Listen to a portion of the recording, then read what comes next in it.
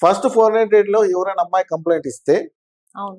First అమ్మాయిని అబ్బాయిని పిలిచి కౌన్సిలింగ్ చేయండి.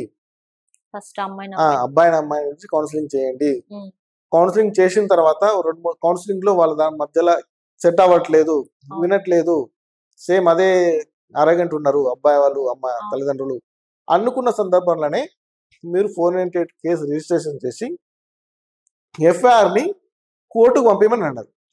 ఓకే. అంతవరకే. అది ఒకటి. ఇంకొంతమంది ఇన్ఫ్లుయెన్స్ చేసిన అనుకోండి, అవును. ఎఫ్ఐఆర్ చేసిన పాటు అబ్బాయి తల్లిదండ్రులు ఒక రిమాండ్ కూడా పంపిస్తారు.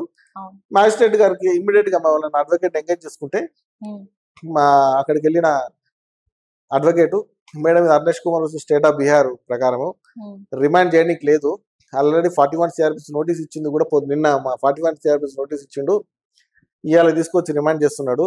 అవును సార్. ఆయన రిమాండ్ చేయడానికి గల ఉద్దేశం కారణం పోలీసు వాళ్ళు రిమాండ్ చేయడానికి 3 కారణాలు చూపిస్తారమ్మా. ఓకే. ఒకటి, ఫస్ట్ కారణం ఏంటి అంటే ది కంటిన్యూషన్ ఆఫ్ అఫెన్స్, అంటే ఈ నేరము తదుపరి కూడా చేస్తాడు ఓకే. అని చెప్పేసి. ఇంకొకటి ఇన్ఫ్లుయెన్స్ ఆఫ్ విట్నెసెస్, సాక్షులని ప్రభావితం చేస్తాడు. ఇంకో మూడవది ఏముంటది అంటే టు ట్యాంపర్ ఆఫ్ ఎవిడెన్స్, అంటే సాక్ష్యాన్ని తారుమారు చేస్తానికి అవకాశం ఉన్నది.